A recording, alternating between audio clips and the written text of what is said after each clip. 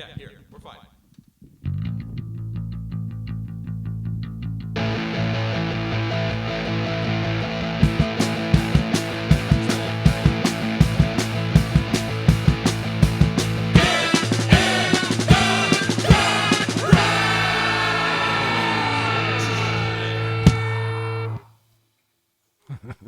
Hey, what's going on, everyone? Welcome to Guy in the Garage. Mike, Luke, Jeff here. Welcome. And Merry Christmas. Season's greetings. Happy holidays. Season's greetings. Happy holidays. Today we'll be covering Christmas music. Now, I was a little bit pushbacky on this topic because, like, the guys know we've already recorded like 3 different intros to start this fucking thing.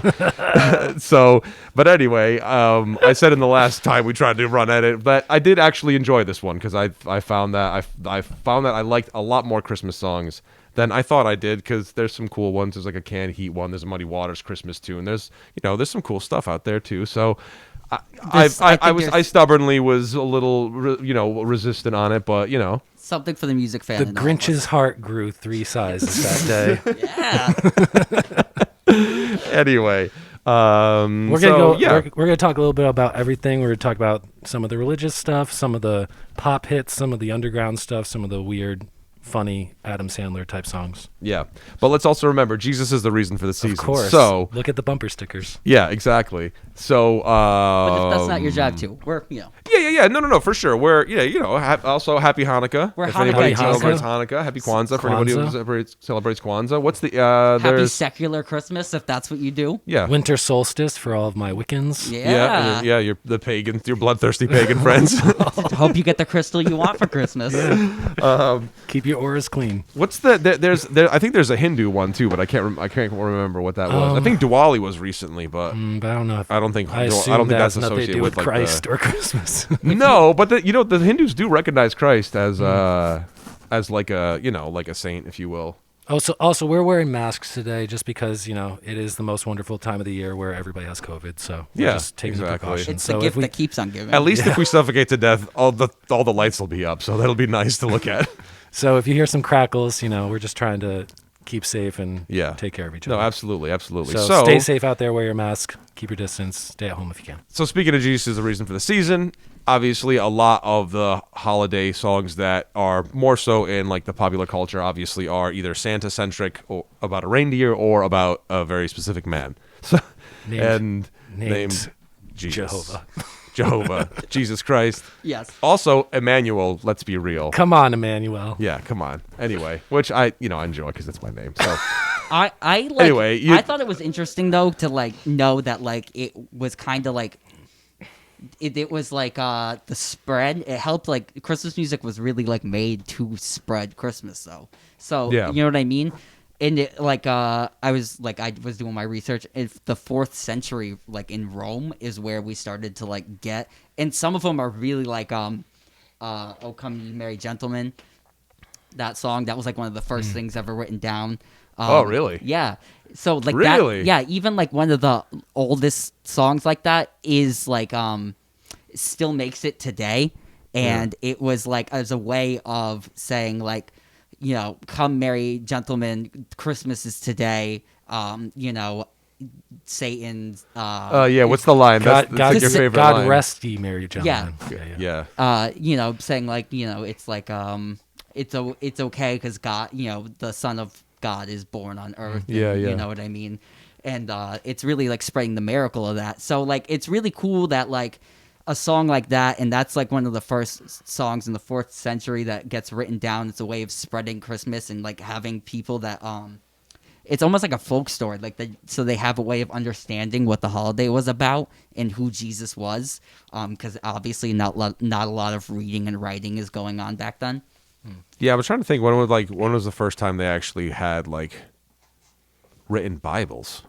Well, the Gutenberg Bible, I think, was in the 1400s, 1500s. Whoa. Priests would have Bibles, but the common people would not be able to read them. That was the revolution of Martin Luther. Movable type kind of stuff. Oh, yeah. Right. Johannes Gutenberg. Right. So, so around the 4th century, that's when we start getting it. But it's really this guy named Saint Francis in the 13th century. So Saint Francis starts. You ever hear of a friar? Yeah. Yeah, so he Friar invents Tuck. friars. So he invents that kind of sect in Christianity, where he was really devout and they wanted to, really just take their life and form it around the church, right? Yeah. So, and then he also offers this kind of sect, the friar, to spread as a way of like, you know what I mean? This is a way you can live your life. This is a model, a temple kind of thing, a template rather. And he also sends that out with the Christmas holiday, the birth of Christ. And so he writes down like most of the Christmas carols that we know today, and that was sold as like, this is what Christmas is. This is how you celebrate it. These are the stories of Christmas. You know what I mean? Yeah. And that's where you get your imagery of the star and the wise men and like that kind of The world's first mixtape. right. Yeah. So that was Francis, you said, right? Yeah, and that was famously. I think there's an image of him where he's like surrounded by animals and Yes. stuff. He's kind of got like a cane. very important to Christianity and very important to Christmas carols. Yeah, He was, because like, the Franciscan first dude. friars, that's like a thing. That's like its own separate. Yeah. Now it's like a kind of its own thing, but Yeah. and then so like we get to that, and then about in the 1400s, that's when you start getting English stuff.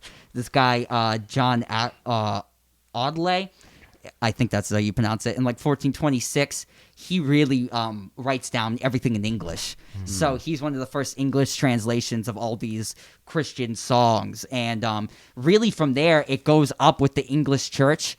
Right, so in the 1400s, the Middle Ages, you kind of have the church, and then that's how it really spreads, because also everybody's pretty aware that colonialism would spread right throughout and with Christianity.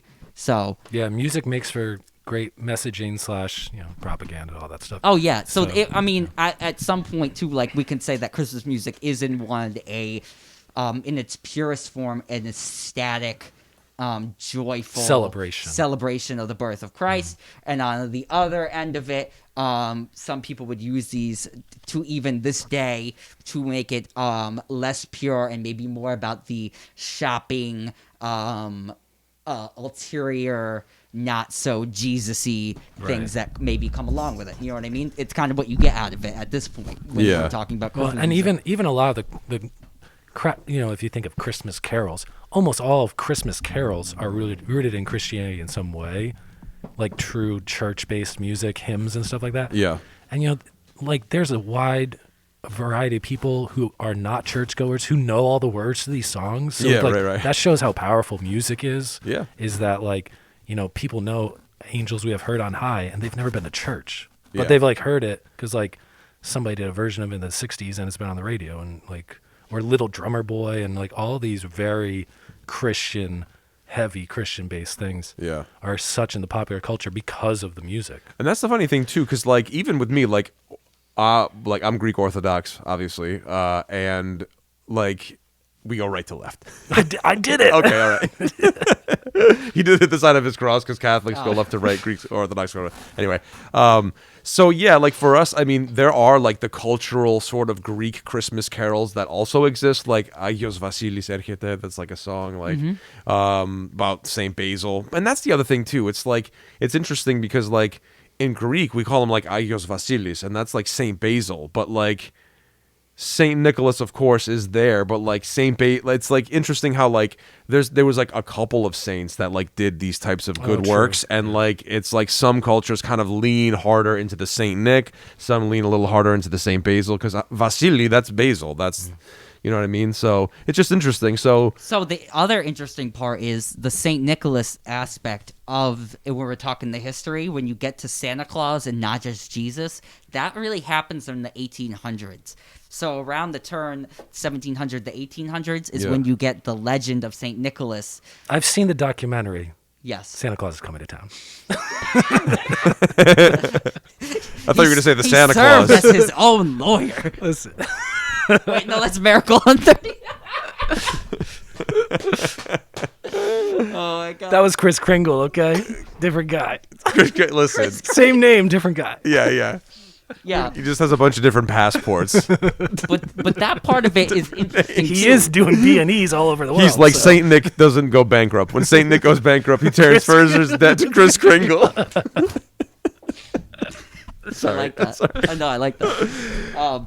So anyway, but that's when it kind of changes too, right? Because then we were talking like more like the pagan-y beginnings of Christmas, where you have like the classics that are telling the story of Jesus, right? So those songs are like Away in a Manger, The First Noel, Go Tell It on the Mountain, and they're kind of like folk songs in a way, because people couldn't tell stories. So then, you know what I mean? They couldn't write stories down, so they would sing stories to each other. Yeah, it's the whole like when Homer would recite the Odyssey, right? Like he never wrote it. It was just a spoken thing. Like that's Well, if we want to talk about the pagan rituals, there's a reason why Christmas is December 25th. Exactly. Yeah. And it's not because who knows? It is. Who knows the truth? It is and it isn't. It's stories, but the story of Jesus is his family was traveling during tax time to go pay their dues to their hometown, and taxes were collected in the middle of the summer,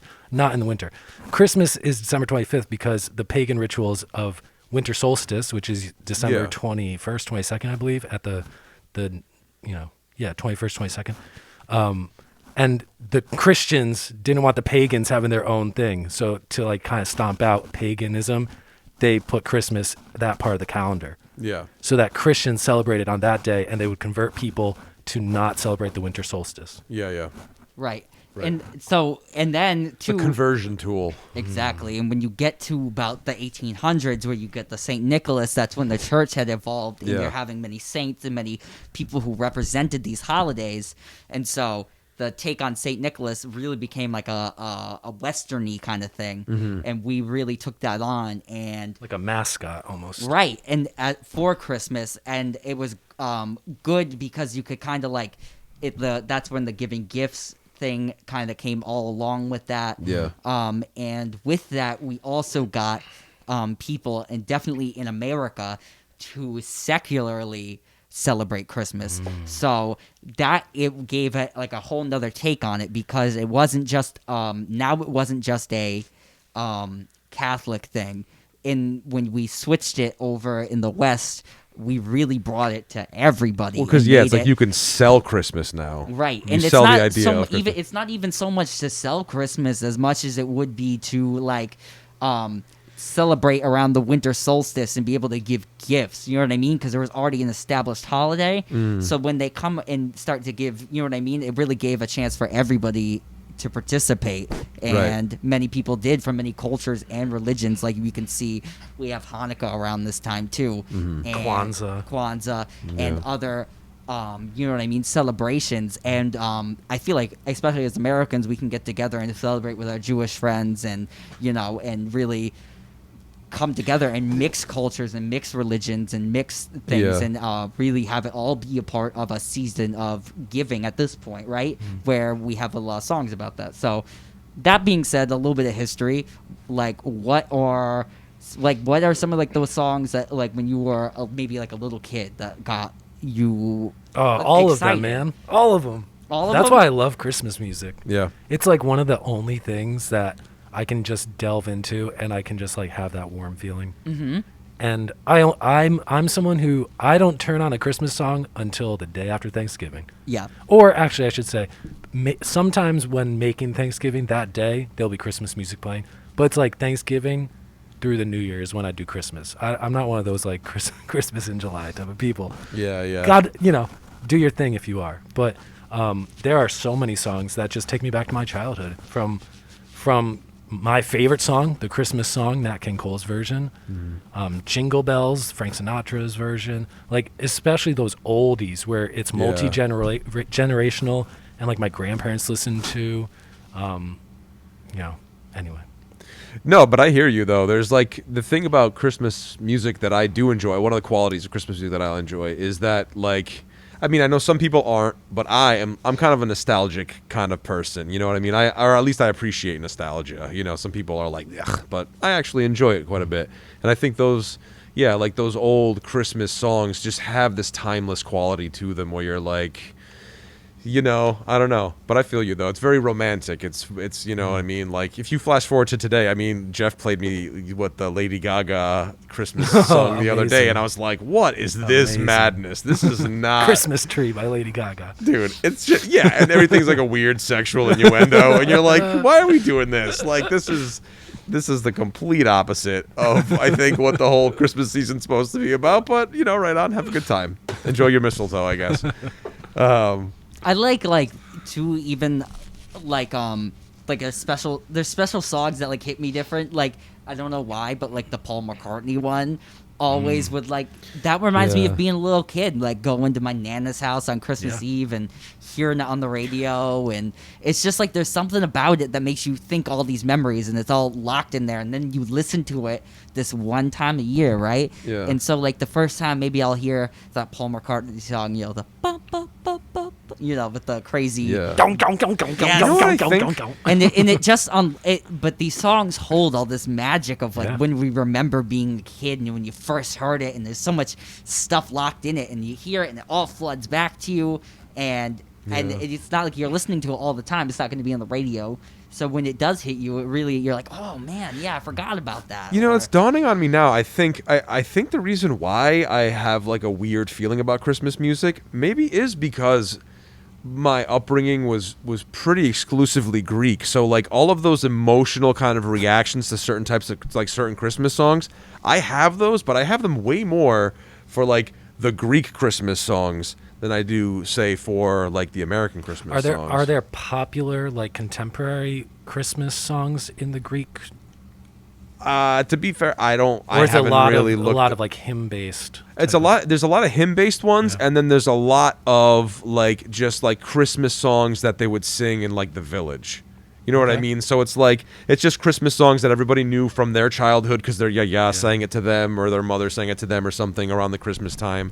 You know what I mean? But mostly rooted, in religious rather than. Are there contemporary, like stuff put out in the 60s, like songs written in the 60s, 70s, 80s, stuff like that, or is it a lot of kind of folk songs? Yeah, I think it's just folk songs like redone, recycled, and stuff, or just give like songs given facelifts and shit like that. I mean, but that's the thing though too, is like a lot of it is like you can't. I mean, the Orthodox Christian like chanting and hymns and stuff like that, like that what they'll do is like, I know for Easter they do it too, like they'll have like a major like Greek singer, and they'll have an actual singer sing a hymn.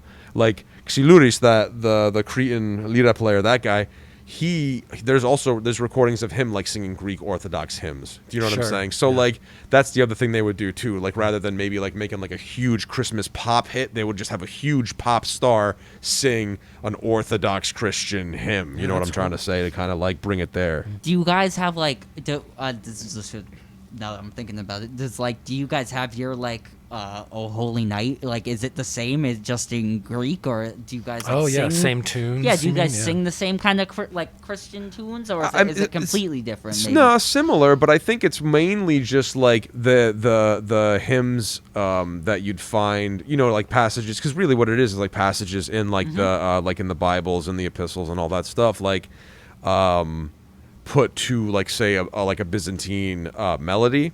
I mean, it's tough for me to say because like growing up, like it was still in like America, so like we would still sing like Oh Holy Night and stuff like that at church, just because like that was the thing, like because we're all just American, we're Greek American kids, but like it's still singing like some of the classics, but it's. I mean, of course, so it's church, so it's always very much just like all things attributed to Christ, rather than we're not singing Santa Claus is coming to town. You know what I'm saying? Like it's. We're singing "O Come Emmanuel." You know what I mean? So it's like St. Basil's coming to town. Yeah, St. Basil's coming to town. So yeah, it's interesting, but yeah, I mean, it's. I guess you could say maybe Greek versions of that, but different melodies. Very much. That's the interesting thing. Yeah, minor key stuff. Yeah, a lot of minor key stuff. Yeah. So that's why I think the minor key Christmas stuff resonates the most with me. That's what's weird. O Come Emmanuel. Yeah. One of the rare minor key Christmas songs. Carol of the Bells is minor. Sad Christmas. Sad Christmas. Wistful. Yeah, but I enjoy like the old English. Like what's the song? Good King. Good King Wenceslas. Yeah. Even like Greensleeves a little bit is like Christmassy. Yeah. Also on the Charlie Brown soundtrack. Yeah. So I mean, I guess I'll lead off a little bit too in terms of maybe songs that I found too. What are some Christmas songs that you want to talk about, Mike? Let's talk about them. This first one might make you guys throw up a little bit though. Oh, let's hear it. You know, I have to say I really enjoyed Dominic the Donkey. Me too, man. Yeah, Okay. I just love the fact that it's about like it was something like, isn't the whole premise like Santa Claus needs the donkey to basically pull him up the Italian hills because like the reindeer can't handle it. He needs an Italian donkey. Yeah. So I mean, I listened to that song a ton. I used to Lou Monte. I used to date a girl who had a very Italian American family, like the type that get like Italian flag tattoos and stuff like that. So that was a big one played when I was dating her, and I grew to love that song. I listened to it. I used to listen to it this morning. Did you? I like something about the clothes that they were giving have a tag that says "Made in Brooklyn." I have one of his albums actually. I like it too because it's like really. I like that one. Like you're saying, it's like Italian pridey, and it's also like little kids like love it. Like they, you know what I mean? And adults love it. It's just like. Yeah. So, what's the other one that's like Dominic the Donkey? It's like Hippopotamus for Christmas. Yeah, that's a good one. All I Want for Christmas are my two front teeth. Yeah, there's a lot of good like little kid-based ones. Yeah. Those are funny because they're really like tongue-in-cheeky. Yeah. I want a hippopotamus for Christmas. I like that one because it sounds like it's a rhyme. It sounds like it's like a 5-year-old girl and a 40-year-old girl at the same time. Like she sounds so old and young. I can't place her. Can you think of any more that were like super like in that vein, the Dominic the Donkey vein? I'm trying to think. There's one on the tip of my like head and I can't think of it. It's a lot like Dominic the Donkey, but did Lou Monte do another Christmas song? I can't think of one. I just know the Hippopotamus for Christmas, Two Front Teeth, Saw Mommy Kissing Santa Claus. Like those are all like little kid ones. Yeah. There's a good one where.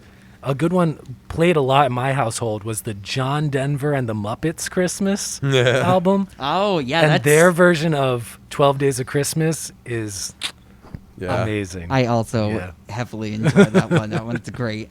I do also shout out, I do love Little Saint Nick, of course, by the Beach Boys. Oh, okay. Well, we're gonna save that for a second. Okay, all right. I forgot. I'm sorry. Can I give you? Okay, so we kind of talked about like the novelty-y ones, novelty-y ones, like really sweet, childish ones. Let's go extreme opposites and go for like what are some of your favorite inappropriate Christmas songs? Oh, because like I really like Baby. Santa Baby. Not that it's inappropriate, but it's Santa just like Baby. Yeah, I love that song. And I like the coat hangers one. But I got the Mrs. one this year. Merry Christmas. That song. No. No, you never heard the Merry Christmas. Yeah, that one. Oh no, that's the Waitresses. The Waitresses. Christmas rapping. That's what I meant. Yes, coat hangers. Yeah, the coat hangers are a punk band of females. That's why I thought that. I love the Waitresses Christmas rapping. Yes, the saxophone and the synths and. I'll say I didn't even know. Not like inappropriate, but more just like, you know what I mean? Not like. You're just like, this ain't about. I mean, I do enjoy Merry Motherfucking Christmas by Eazy-E. Yes, okay, like that was what I was talking about. More like Christmas is like, whatever, like those kind of songs, because like the Waitresses one is kind of more like, like Christmas, it's got that vibe on it. Yeah. Oh, the Eazy-E one is that's a great song. Good. I love that. Like we listened to it the other day, and remember, and it's like there's 3 separate spoken word intros, like story times that keep interrupting each other. Yeah. Oh, it's amazing. Another one. The James Brown Christmas album. Oh, that's a great one. Yes. Great. Where like some of it's serious and then some of it's more like, fuck Christmas. Yeah, basically. like the vein of it. I love that. Go Power at Christmas Time by James Brown. It's just the James Brown Christmas album is pretty. It's good. Entertaining. It's amazing. Yeah. I don't know, inappropriate. I mean, it's not that inappropriate, but I like the South Park version when Cartman sings "Oh Holy Night." Great. And he doesn't know any of the words. He's just singing about getting presents, and there's like a female backing choir that keeps correcting him of the real words and like the real religious text, and he's just like talking about how he just wants to get presents. And yeah. That's when I put on parties and people would just like stop and stare at me and like, "What the fuck are you doing?" Did you ever have like the family member too that hated that grandma got ran over by a reindeer song? I hate that. I mean, I hate it is too, strong, but I think I really hate it because the voice the guy sings in. Yeah, grandma got run over by a reindeer. It's brutes, man. I think I liked it when I was little. That's what it is. That's country Christmas. I don't go into country Christmas. Oh, come on, Jeffrey. I think I liked it when I was little because it made like the adults like did not like it, and so that was like a reason you liked it. Yeah. Country Christmas. Are you telling me you don't like Alabama's Christmas album? Oh, I've never heard. I didn't even know Alabama had a Christmas album. Have you ever had Christmas with white people? I forgot Alabama was a band. Oh my God, the Alabama Christmas album. I'm a dirty Greek man. You definitely heard it. We listened to it last year at Memes. That's why I'm talking about it. What, did we? Yes, absolutely. Listen, Alabama I don't Christmas pay attention to what Meme's year. playing. It's if it's not that Sergio. If it's not that Russian pianist who plays on all the cruises she goes on, I'm not interested. Meme has been on one cruise. Like she sees this man in shopping malls and art fairs. Book inappropriate. Stores. I mean, Mike mentioned it earlier, but the Christmas classic "Christmas Tree" by Lady Gaga featuring Space Cowboy, whoever the fuck that is. And the song, it's like all about sitting on top of my Christmas tree. And, and she like takes little snippets of a bunch of different songs. Doesn't she do like la la la la la la la la? She does that. Yeah. La la la la la la la. And it's like early Lady Gaga sounding like heavy synth. Like it's basically you're just like, on ecstasy. It's in like what? It's like room. Magic Stick, except with like jingle bells mistletoe. in it. Yeah. Oh my God. So what do you guys like? Ever since like that makes me think too of like So let's like talk for a second about because we're talking about Lady Gaga kind of pop Christmas. Yeah, man. The I think it's really fascinating how that has become like a trope or like a cliche in the new artist marketing department ever since Mariah Carey in 1994 recorded All I Want for Christmas. In the middle of summer, by the way. In the middle of summer. Yeah, well, let's talk about it. Gotta get it in the stores early, man. Yeah, she recorded that album in the middle of summer, and she decorated her whole house like Christmas, really got in the mood. And she did write that song, too. So, like, anybody that's like, she doesn't even write that song, no, she did. She's making bank off that song. Yeah, she wrote it. So, anyway. There's only been 2 Christmas songs that have ever hit number 1 on the singles charts. What are they, Jeff May? The first one, recorded in the early 60s, was the Chipmunk song. And then the next one to hit number 1 was Mariah Carey's All I Want for Christmas Is You. Not in 1995, but in 2019, because now we track things from streaming data. Mm-hmm. And so now, like every Christmas, I think, she's going to go to number 1, like every Christmas now. Yeah. Because people just like pump that shit on Spotify, man. I think it's been said just that one song. $50 million dollars has been made off that one song. I can imagine. I would be surprised if it's that low. Yeah, and it's I believe in the top 20 of the best-selling singles of all time. All I Want for Christmas Is You. And a fascinating on that one too. We were talking White Christmas. Is the number 1 selling single. The original version. Yes. Bing Crosby. Bing Crosby's White Christmas is the number 1 sold single of all time, any format. Doesn't matter. That makes sense because I believe the history of that song. It was put out, and then like years later they made the movie. Mm-hmm. So it's like it got a resurgence then, like 10, 15 years later or whatever, and like it's just stayed. Mm-hmm. So that makes sense. There's some good versions of White Christmas, too. And it's one of the most popular songs. And it's one of the first songs that was popular in the vinyl era. So that would be like a song that like an old person would like and a child would like. And it's the 1950s mass marketing of home record players. Like 45 RPM. Right. So everybody's, you know what I'm saying? So that is really the mass appeal. But So even with like Bing Crosby, who was like the pop star of his day, now you have Mariah Carey. At some point in like the 60s, 50s, and 60s, the Christmas song became when you were on the way out of your career, right? Yeah. Give Chuck Berry's "Run Run Rudolph" right when you're like kinda, I've wrote all the hits and now I'm gonna rewrite a hit song I've already wrote as a Christmas song. "Run Run Rudolph" is oh man. Meanwhile, I can't think of what it is. Basically but it's Johnny. It's like Johnny B. Good, basically. It's Johnny B. Good with Christmas. Right. And same with the Beach Boys. Little Saint Nick is Little Deuce Coupe. You don't. Little Deuce Coupe. Yep. Right? It's like the same thing. Yep. That's not my favorite Beach Boys Christmas song. No, not mine either. I like the one. Let me think what it's called.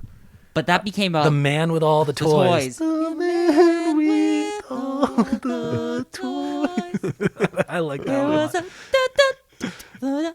I like that one a lot.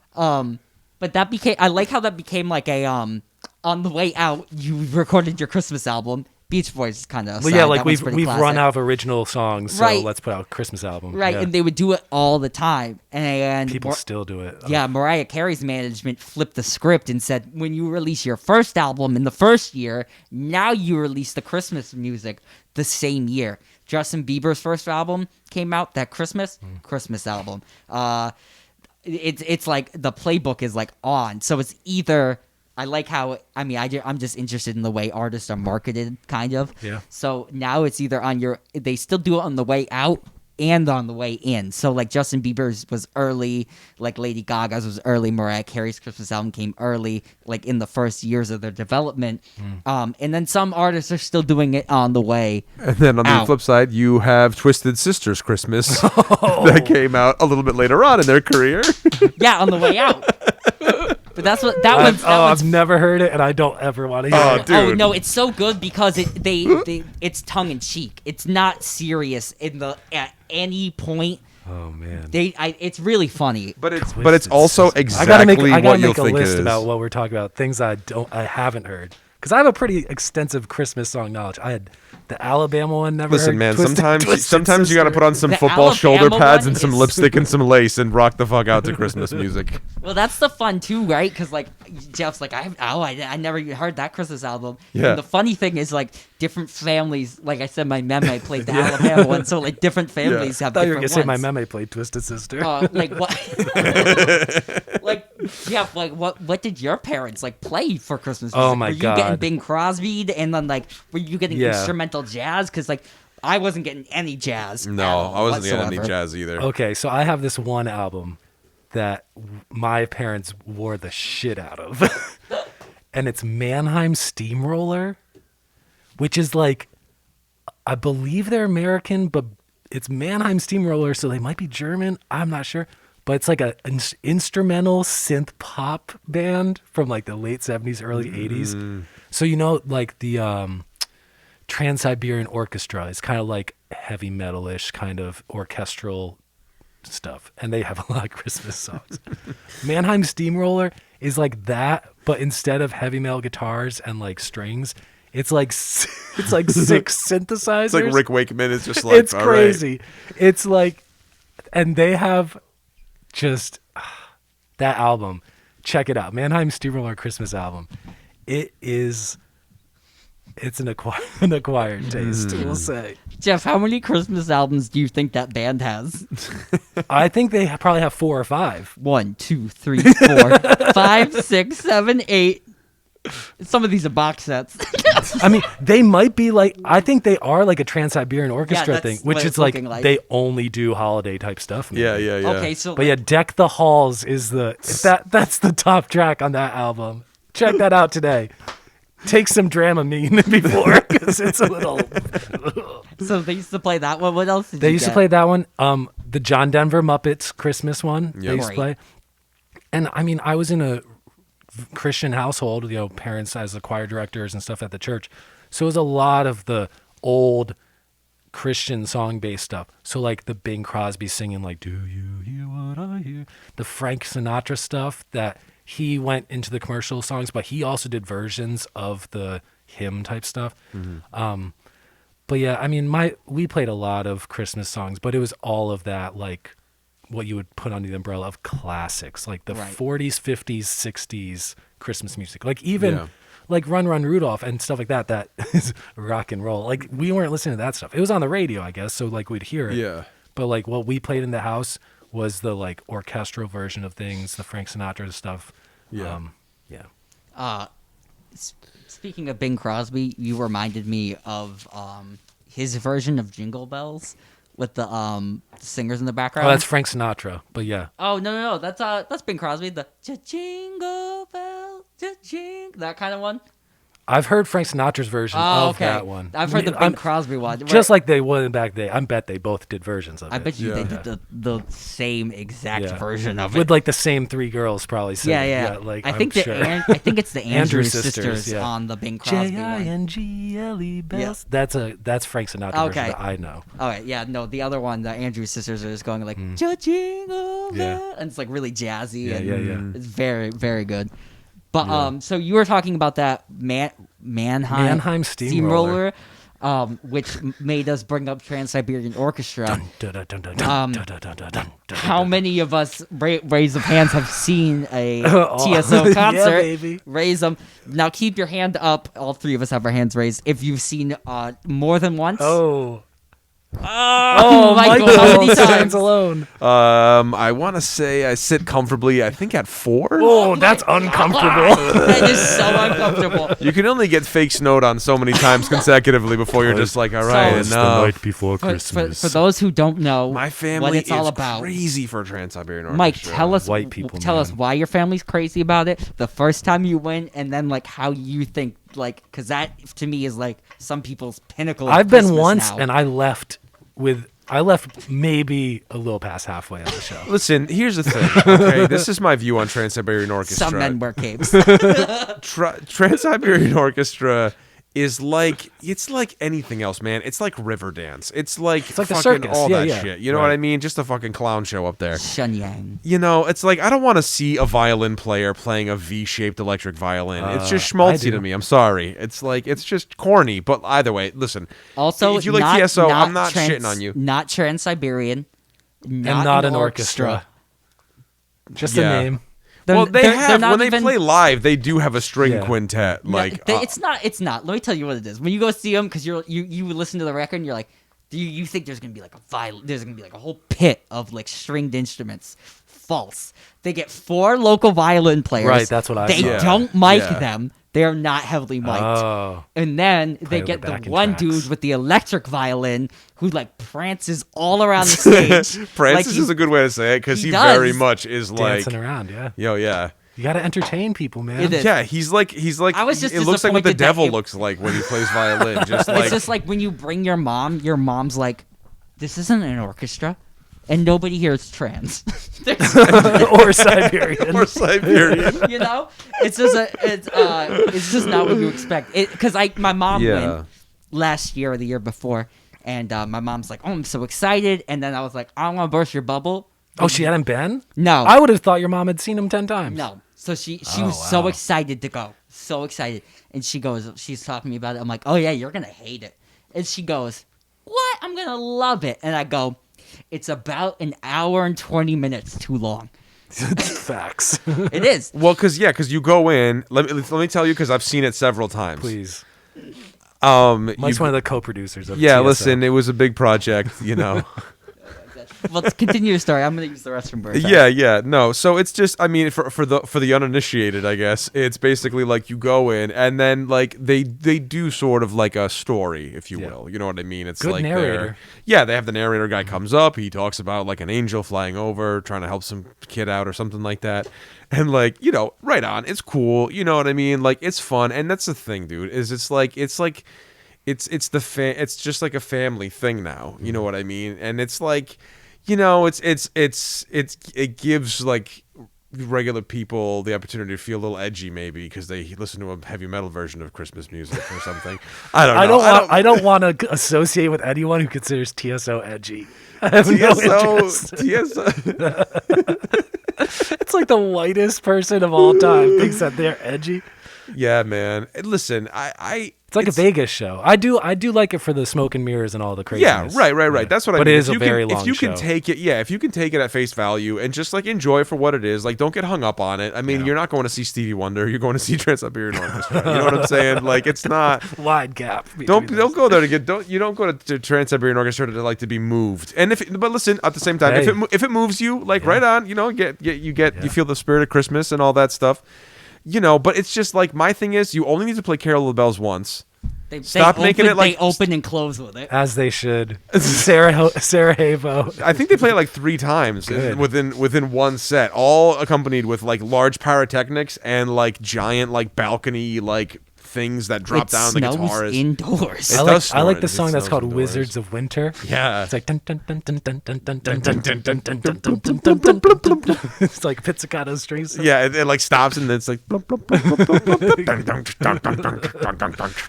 and then it has crazy guitar stuff.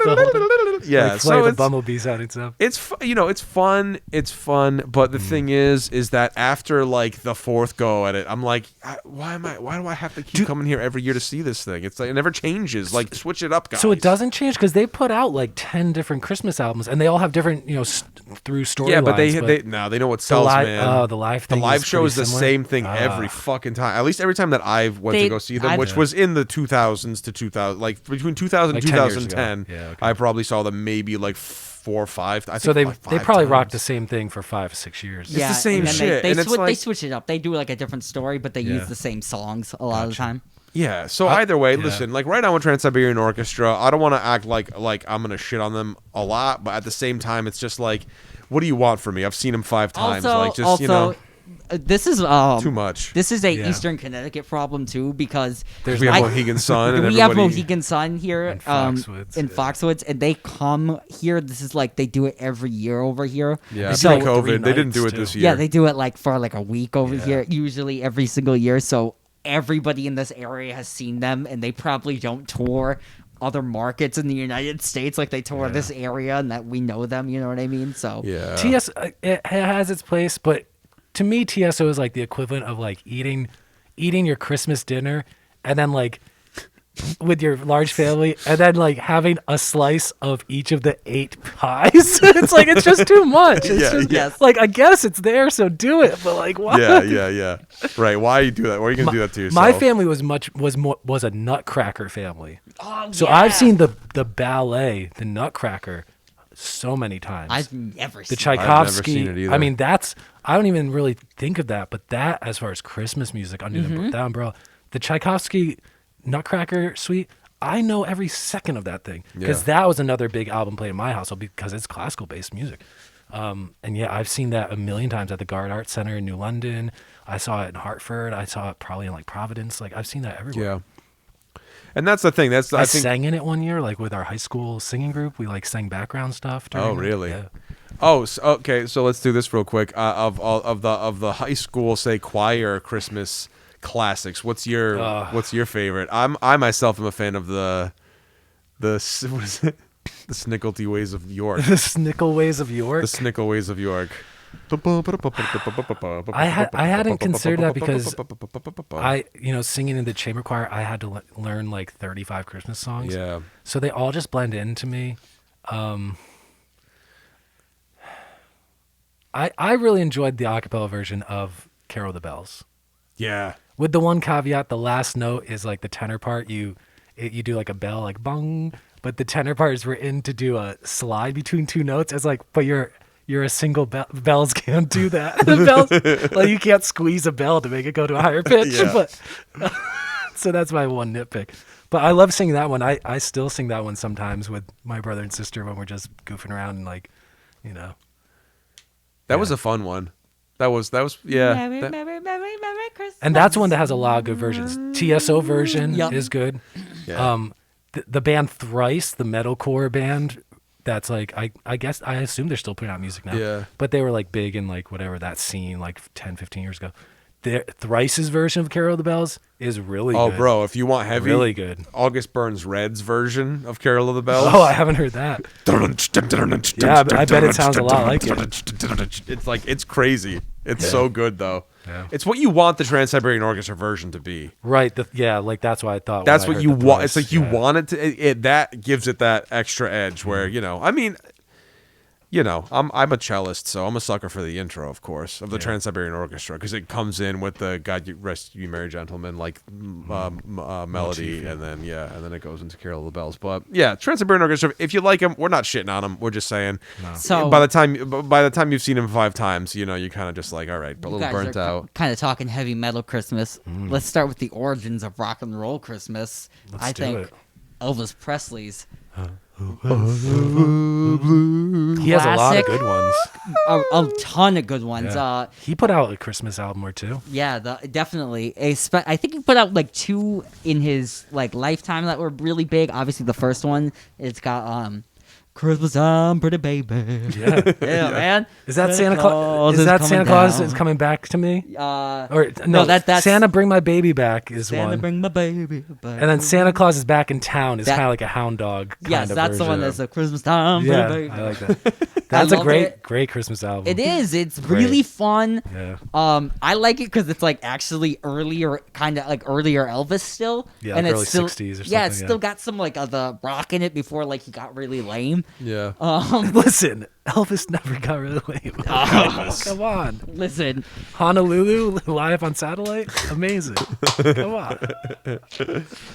Oh my god! I love. My grandmother was a big Elvis fan. Yeah, I really love Elvis Christmas. That's one of the ones that gets me really it. And not on all Elvis Christmas records, but on some of them is this song "Mama Like the Roses," which is I don't know why, but it's a really touching song. And it really gets me every time. And it's not even on all of them. I think it's on. I have a Pickwick pressing of an Elvis Presley Christmas album, and it's on there. I don't even know if it was recorded for the original Christmas album, but it really, I don't know what it is. It just makes me really happy for Christmas, and that's one of my favorite Christmas albums. All the way through is definitely Elvis's. Little something for everyone. You get a little rock and roll, and it's also sentimental at the same time. So I dig it because Elvis has a really great voice, very he really velvety. does. Yeah. He really does. Yeah. I just I really love that. I feel like he's back in this room. Luke, you do a good Elvis, man. Well, he's got a very different voice than a lot of people. You just put a lot more air and drop your mouth a little bit. Yeah, that's right. And he also the way he sings, it's watch out. Yes.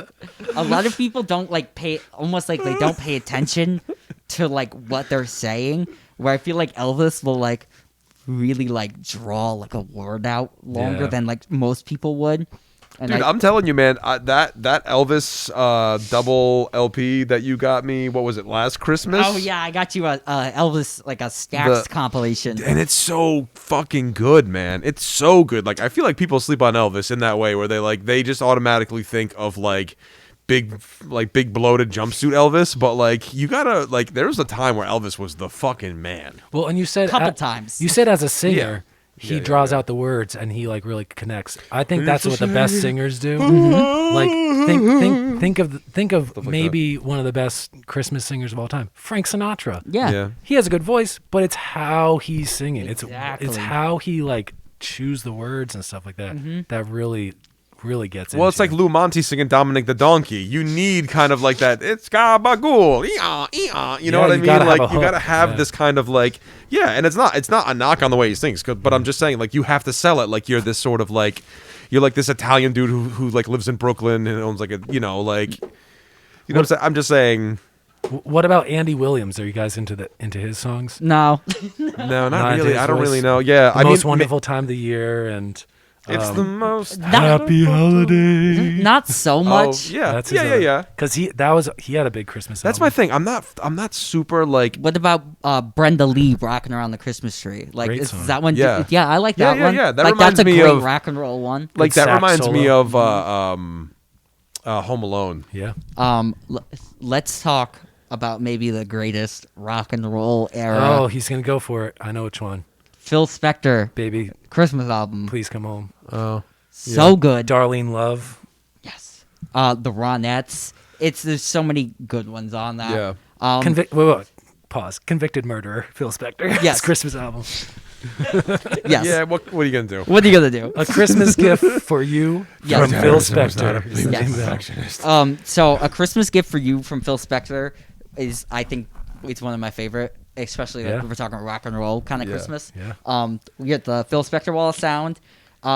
Features all of Phil Spector's artists at the time in like the height of like probably like the best era of Phil Spector, because like afterwards he goes like Tina Turner and Ike, and that song's good, but like the quality goes down from there. Yeah. Right. So that's like the Ronettes, the Crystals, Darlene Love. Yeah. Exactly. And it came out 1963. Came out the day Kennedy was assassinated, and snap! And failed miserably in the charts. We only really know about this album now because the Beatles were interested in it when they were working with Phil Spector in the late 70s. I mean, the late 60s, early 70s, and Apple Records reissued the album again, calling it Phil Spector's Christmas. And then he's on the cover. Dressed as Santa Claus with a Back to Mono button on.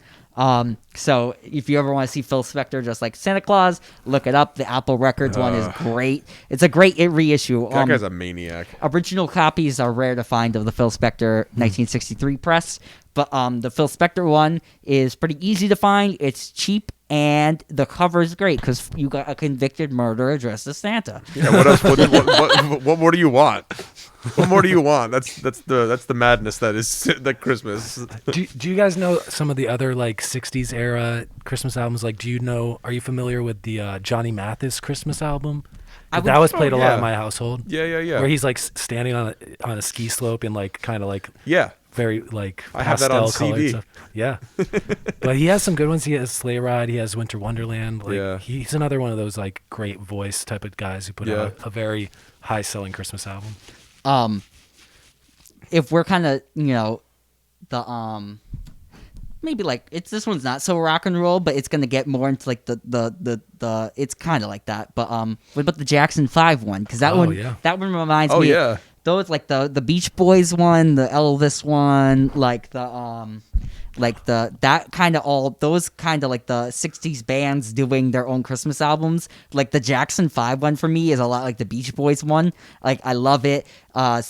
They get their own songs to sing, and what Jackson 5 did their own Christmas album? Oh yeah, the whole record. They do like Santa Claus is coming to town. They have the whole record though. Because what I had was a Motown Christmas, which had Jackson 5 songs. It had Temptation songs like this Temptation Silent Night. It had the Stevie Wonder like Someday at Christmas. It had what's the group? Smokey Robinson and the Miracles, the Supremes. Like that's a great. It's like a purple cover, and it's like a window with like wrapping paper and stuff. Oh, I know which one you're talking about. This is the Jackson one. That's what. The I have seen that one. Yeah. Okay. I don't remember which song on it, but like you can tell, like the Jackson 5 one, they like kind of rushed some of the vocals on it, and one of the brothers has like a song where he sings off key like the whole time, but it's like really cool. And obviously, Santa Claus is Coming to Town by the Jackson 5 is probably one of the best rock and Christmas songs. It's so groovy too, like.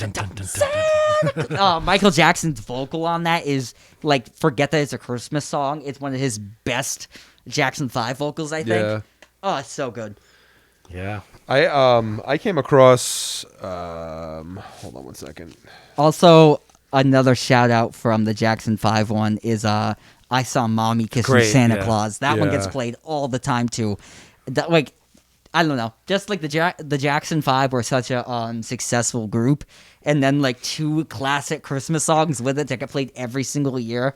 Like, I mean, it's a good legacy. I love that song as one of those novelty songs because it's from the child point of view where he doesn't understand that it's his dad that his mom's kissing. Yeah. But I always think of it through the lens of like Joe Jackson finding out that Santa's kissing his wife, and I'm just like, oh no, and my brain goes to terrible places.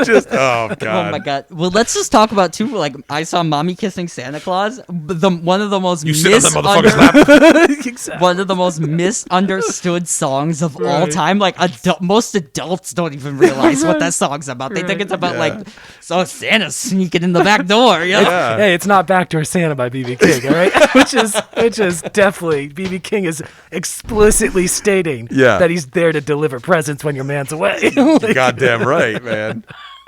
You're goddamn right. Backdoor Santa. It's fun, isn't that's so hilarious to me? I'm sorry.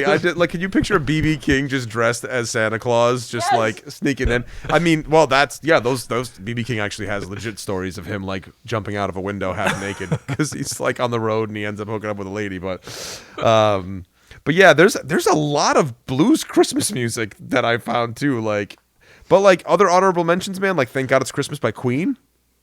I've never heard that. I've never heard that. What? You haven't heard the Queen Christmas song? No. How did I miss that one? I love Queen. Step Into Christmas, Elton John, of course. Baby. Also, I mean, for real, Feliz Navidad. Oh, Jose Feliciano. Dude, I love that. That's another great song. I mean, it's great, but it has 2 lines of lyrics. Yeah. Yeah, so it's great. But it is great. It's great. I love it. Simple, to the point, repetitive. 2 lines of hook. 2 lines of and just like it's the same sentence, just into 2 different languages. Right, I think for real. Yeah. So I mean, of course, but dude, the Canned Heat Christmas song is awesome. What is that called? It's just called Christmas Blues. It can't. What else would you call it? Hey man, speaking of Feliz Navidad, Mike, you've seen this record in the Dollar Bin, right? How many times have you seen that record? Have you seen that record in the Dollar Bin? Oh, before? yeah. Yeah, that's that dude. That's him. Oh yeah. Yeah. What's his? Yeah. The guy who wrote the Feliz Navidad. Oh yeah. Jose Feliciano. Yeah, he does a kick-in version of like "Light My Fire." He did one of those like He was a blind guitarist, right? Yeah. He played at Woodstock and stuff. Oh, did he? No, I don't think so. I thought so. I don't know. I don't know, man. I was so fucked up when I was there. I don't know. Man, if you can remember the 70s, you weren't there. No, he made one of those like albums that like took psychedelic music and blended it with like a traditional style. Guitar. like a Hispanic Latino sort of influence. Yeah, exactly. Yeah, like an acoustic Santana. Yes. Oh man, does Santana have a Christmas song? I mean, I would imagine maybe featuring Rob Thomas. Featuring Mrs. Claus. Yeah. Featuring Mrs. Claus. Oh my gosh. So Santana Claus. Also in my That's the name of the album. One we really didn't talk about like a ton is the Charlie Brown Christmas album. Like another one that as far as like jazzy, classic instrumentals. I think that's a great one too because like that I really like the song "Skating" off that soundtrack. Me too. All the 5/4 meters. And, I love that. A lot of his piano playing on that, it just sounds like snowflakes falling. I really, really love that album. Is that your favorite kids' Christmas music like thing? Yep.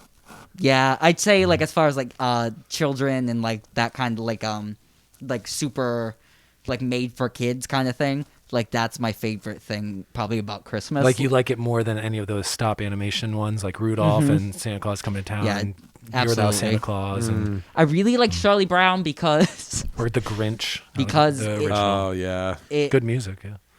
I feel like it humbles me every year because Charlie Brown is very cynical and I like it because when you're a kid it's just a fun cartoon, but as you grow older, I like watch it because it reminds me of what it's really about. Like Charlie Brown is like always like, this sucks, like nobody like wants me around and Charlie Brown, man. And like he's really bummed because like the holiday's not going the way he wants it to. And then his good friend Linus is like, bro, it's not about any of this stuff.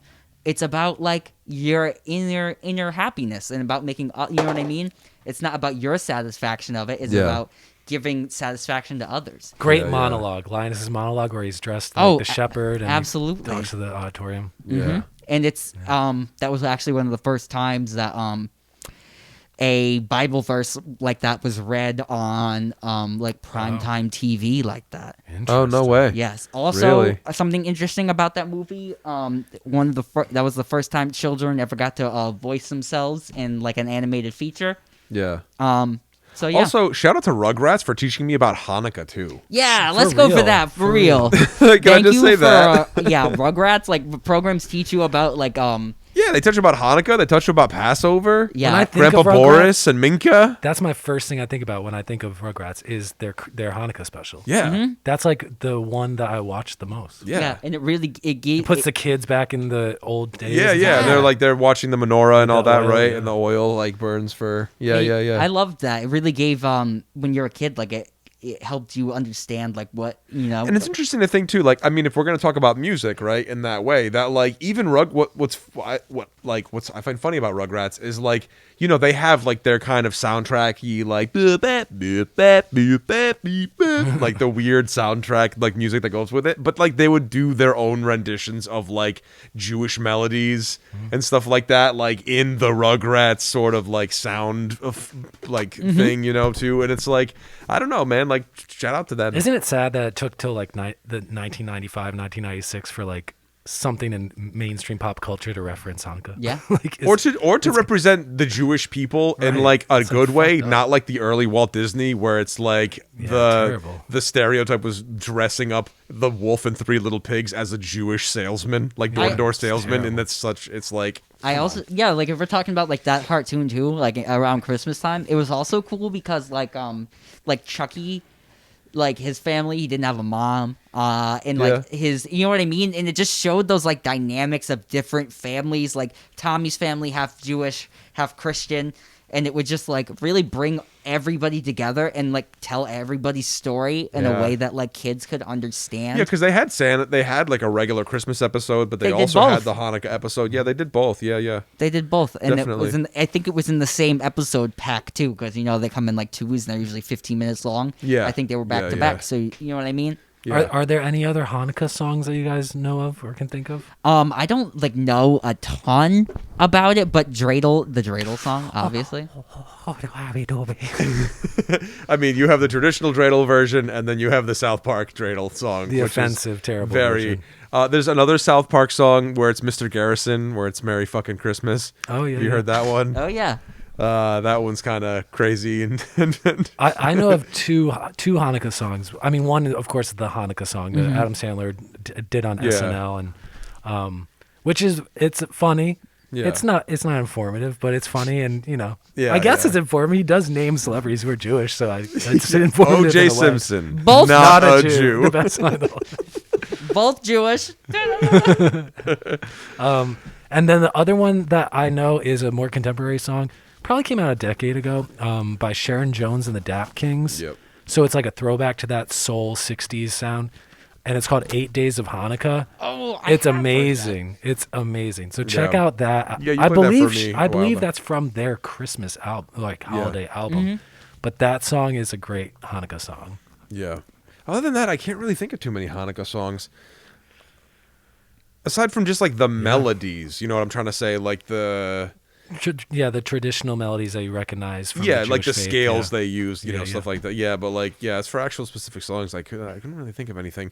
To be fair, I was just trying to piece together a Christmas one, that playlist that I found. That also real quick, off on a side note, Get in the Garage now has we have a Spotify. Oh, cool. So we'll be sharing that in the future as well. So what I was thinking was like, why don't we real quick? I mean, we probably have like another 15-ish minutes left. Like, why don't we try to compile maybe like a little playlist or something like that we can all like throw in maybe like 4 songs a piece, and we'll try to like put it up, and we'll try to put that playlist up on Spotify. So if you want, we'll just go around the room real quick if you want, and we'll just do, each one, not in no particular order, but like maybe like 4 songs a piece that maybe we can put on like the Get in the Garage Spotify Christmas playlist. And I have a very extended one if you want to check that one out. Yes, Jeff has a very extended one, yeah. But if we can do 4 songs a piece, We'll put a link to both in our. yeah. Before we make this playlist, can we go around the room and just do our least favorite Christmas song ever? Yeah. Maybe. I'll kick it A off. least favorite one, like like that you refuse to listen to, or a least favorite one like it still comes on and you have to like put up with it? Because there's a bunch that are refuse. Oh, see, I don't even think about the ones I refuse to listen to because I hear it and I'm like, oh, it doesn't stick in my brain. I mean, Grandma Got Run Over by a Reindeer might be one that I'm just like, yeah. That one cuts into your soul. I used to like it as a kid, but like similar to you, it's just like now that I'm an adult, I see why the adults got mad at it. So the thing that I enjoyed about it the most once I grew up now is the thing I hate about it the most because I'm the adult. Well, kind of. See, I still give all I give all these songs a chance because I don't know. I still like even the bad ones have some kind of nostalgic connection for me. Like one that I really don't like, but it's like a love-hate. Like I still listen to it because I just go off this song.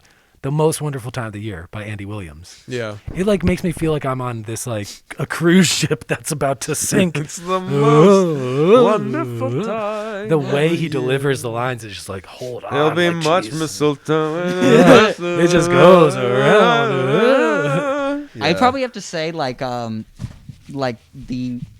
one that gets under my skin so much, I don't know why, is the Justin Bieber one. Which like, one? Mistletoe. Yeah, like, I mean that that's. one, it's just so like far from like anything I want to listen to, or Yeah. like it to feel a warm fuzzy And that's feeling. the thing. I feel like Christmas music has to have just that little tinge of nostalgia to it to give you that inner warm feeling. And it's like just that. ripping off that Jason Mraz song. Yeah. Whatever Yeah. that song is, the love song or whatever. Yeah. Where it's like. Oh, the one where like he done his dealt big it. big hit. Yeah, his big hit. Yeah. Oh yeah, yeah. It's just like I'm that. yours. Yeah, it's just what like it sounds like Christmas it's that music. with Christmas lyrics. Exactly. Yeah. But yeah, I mean, I put together like a couple songs. So, Mike, do you have 4 songs that you want to put together that you want to tell us? I have several, but do 5. Do Yeah, 5. so 5 All right, piece. so I'll do 5. So let me run down. Okay, so of course we have to throw in Dominic the Donkey. Yep. Okay. Merry Christmas, Baby, Otis Redding. Oh, cool. Great tune. Have you guys listened to that? I have heard that. It's been a while. It's good, man. It's like killer. That I was really happy to find that song too, because I was like, oh, this is fucking cool. Because that's the thing is like I get burnt out on Christmas music so much, so to find something that has a little bit of a different kind Some of new thing. ones. Yeah. I have to go for another piece of like nostalgia. Please Come Home for Christmas, the Eagles. It just makes me think of like like when we were alive, the Home Alone era of our lives, like the 1995s of our part of our lives, like that part. Even though I don't even know if that's when it came out. So that's what 3, yeah. I think I'll go for Step Into Christmas, Elton John.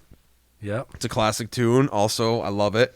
And then just for the sake of it, I will have to go with Albert King's Christmas Comes But Once a Year, because that one in the beginning, it's really funny because like it's kind of like what the hell was that? That was my phone. Like what's happening? Mike's like sleigh bells, Santa. Santa Claus. So yeah, I'll go for those. Like I think those are pretty cool, and we'll obviously we can add 2 later, but I figured 4 or 5 apiece. Luca. So I'm gonna throw some weird ones out. One I used to listen to in my younger days was the Bright Eyes Christmas album. Great version of White Christmas. I think that's Jenny. Is that Jenny Lewis? I think it's. I like his Blue Christmas one. It sounds like he's on death's door. Which one did you say, Luke? White Christmas? Yeah, him doing White Christmas. I think Jenny Lewis. I think she might be the vocalist on it. I'm not super sure, but I'm almost positive it is. So that was my first one. I like it. It's very indie. It's very mellow and somewhat depressing. It's a Bright Eyes Christmas, so it's pretty sad. So I like that one. I'll throw Bright Eyes out there. White Christmas. Second song I'd like to throw out would be Silver Bells, the Bob Dylan version. Oh, we didn't even talk about Bob Dylan doing. We're gonna take a second here. So Bob Dylan obviously is born Jewish, but enjoys Robert Zimmerman. Yes, enjoys the holiday of Christmas still, and released a Christmas album in I think like 2010 around there. Now, most people are gonna listen to this album, and they're gonna be like, Luke, this is the worst thing I've ever heard in my life. and I can see how you think that. You might be right. And you probably, I mean, it's not great sounding. But in its not greatness, is greatness. There's a sincerity that Bob Dylan sings these songs with that, like, almost makes me, like, I don't know. I don't like to, I mean, I like to show it to people because, I mean, it's pretty funny. He's got a really gravelly voice. Yeah. And it's really, like, it's intensely gravelly on this. Yeah. But, there's like a, I don't know. It's like like there's so much soul and passion sung in the songs. Christmas in the Heart by Bob Dylan is like top 3 favorite Christmas records. And I would say Silver Bells. Yeah, man, it's sweet as sour. So yeah, that's one I definitely would throw out. And another one I really, really like is, I'm gonna throw it out. I'm gonna put Little Saint Nick on the playlist, by the Beach Boys. It's a great Christmas song. Like Jeff said, it's like Little Deuce Coupe just done over. But my favorite part of it is like in the middle of it where it's a break and he's like, talking about Santa. He's like, you don't miss no one, you're gonna do the sled. And they're like describing the sled like they would the car, and it's a great song. I really like it. Beach Boys. Also the full album is great. And like, who doesn't love like a summery Christmas soundtrack? Like, I mean, not for nothing. I love the a lot of the songs have like the like the crazy sleigh bells loud, are just like going sleigh bells and fucking whatchamacallits. It's great. I'm gonna throw Last Christmas tambourines by Wham on there. Oh, not the Taylor Swift Swift version. Last Christmas by Wham. Merry Christmas, baby. I really like I don't know. It's really cool. It's a great pop song. I think it would work if it had lyrics that weren't about Christmas. It'd be just a crazy good pop song. Yeah. I think it's something different for me, and that's one I've been enjoying the past couple years. Ever since Jeff really showed me how good it was. He played it and he was like, "Yeah, man, Wham! This is really Wham great." Too. That Wham album is awesome. So Last good. Christmas by George Wham. Michael. And I'm gonna throw my last one out there. Was like the first one I kind of talked about today, and "Wonderful Christmas Time" by Paul McCartney. There's something about that song that like triggers me into like thinking about being a little kid and like going to my Nana's on Christmas Eve. And I also love the keyboards in that song. Especially the midway part where it's just overlapping. Exactly. I love that noise. It's one of my favorite effects. So chaotic. I love it. I love it. I think that song, I liked it so much when I was little. I still like a lot of songs that have those bouncy keyboards and synth bass. So yeah, that would be the ones I'd throw out. That song is notable for being interpolated in the Christmas hit Dipset Xmas Time by Dipset and Jim Jones, where the lyrics are changed to like straight ballin' at Christmas time. It's amazing. All right, so here, check out my extended Happy Holidays. Yeah, we're gonna link to both of these. It's 8.5 hours long currently, and getting longer by the day. Oh, God. But the ones I'm gonna throw out that I did not mention, these 5. Let's see. I'm gonna say "Everybody's Waiting for the Man with the Bag" by K-Star. It's a big band song. It's amazing. Check it out. I'm going to throw out Perry Como's 1959 version of "There's No Place Like Home for the Holidays." He had 2 Christmas albums. One was 54, one was 59. The 54 version has backing choir the whole song, and it's a little faster, where the 59 version is a little slower and bluesier. And I was going to say, which album is the one that you... 59 is the cover where it's white stripes on top and bottom, and it's a blue cover, not the pink one. No. Okay. The orangey pink one's the 1954 Christmas album. The other one is the late 50s one. You've heard them both on the radio, but the 59 one is a little bluesier. That's the one I like. I'm going to throw out there "Merry Christmas, Darling" by the Carpenters. Okay.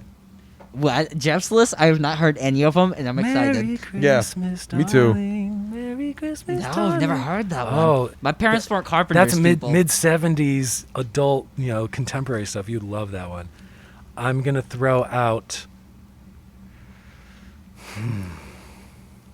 Let's see how weird I want to get. Get weird. Oh, I'm gonna go mid 90s. TLC, Sleigh Ride. Oh. R&B hip hop. Great song.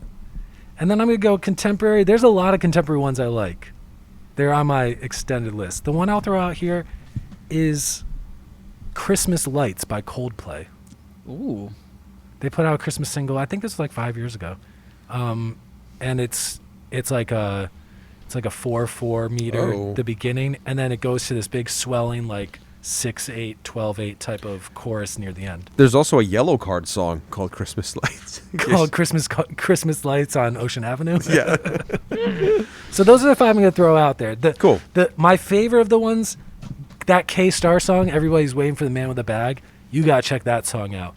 Great melody. It like has all these chromatic runs that are very interesting. It has this whole big band arrangement. Great song. Well, I'm excited to listen to your 8-hour Christmas playlist, and I'm also excited to listen to our Tiny one. And it will give our listeners, like, I think if you listen to Tiny one, they'll give you a sample of, like, all of our kind of Christmases and what we enjoy. And then Jeff's big one, you really just want to dive down the rabbit hole. I got crazy selections on that one. Yeah, so I'm excited to dive deep. I hope it's a lot like your summer playlist, which only consists of songs that have summer in the title. Correct? Or referenced reference summer strongly. in any way, yeah. Which is a great playlist. So yeah, we'll put links to both of those. And I gotta add the Twisted Sister song. Oh, bro! What you gotta do is yourself a favor. I'll send you the if it's on YouTube, I have to send you the infomercial they used to play on VH1 all the time for Twisted Sister Christmas. Oh, really? It's like because they'd be like, doesn't he like come Twisted busting out of Christmas? Yeah, that's what it was. They'd be like, Twisted Christmas, order now, order now. It's like order Dee Snider now. busting out of a giant human-sized like Christmas gift. present box. It's amazing. Santa Claus is coming to town. Yeah. Well, happy holidays, everybody. Yeah, happy Yeah. holidays. And whenever you're celebrating, happy holidays. Yeah, Enjoy and yourself. Stay safe. just remember what Christmas is really about, especially these days. That stuff's crazy, Just like be loving, man. Be a nice person. Family, love, peace, hope, joy. Yeah, just be a nice person. There's, there's a lot of things happening right now that we can't control, but what we can control, man, is just like being a good person, man. And just enjoying the holidays and appreciating the people you love. I think that's the meaning of Christmas. Yes, for a Christmas gift, give the ones you love the gift of selflessness. Oh, yeah, there we go. I like it. And it's the real gift is giving. That's it. So make sure to tell everybody about our podcast. Get in the garage. Yeah, give them the gift. Give them the gift. Give them the gift of Get in the Garage, and give us the gift of hitting that like and subscribe button, baby. Oh. We need it. We don't want coal this year. Yeah, no, we don't want coal. Although, you know what? I looked on Spotify, and you know how like they did the wrap ups and stuff. As being like the Spotify for podcasters, it'll show you your wrap up. So of our Spotify listeners, we've reached six different countries. So hello. Oh. Get in the Garage International. Across the world. Across the world. We're bridging gaps here. Bringing the world together. Bringing the world together. That's what the music podcast is. And enjoy the music, because Christmas music, holiday music, there's a whole treasure trove of stuff. And I think I'm going to try to find maybe a cool Greek Christmas music playlist, and maybe we'll share that up on there as well. So yeah, look out for us on Spotify. We'll link all that stuff to the podcast, and have a Merry Christmas, everybody. Happy holidays. From our Happy basement holidays. to yours. Yes, absolutely. Bye, everybody.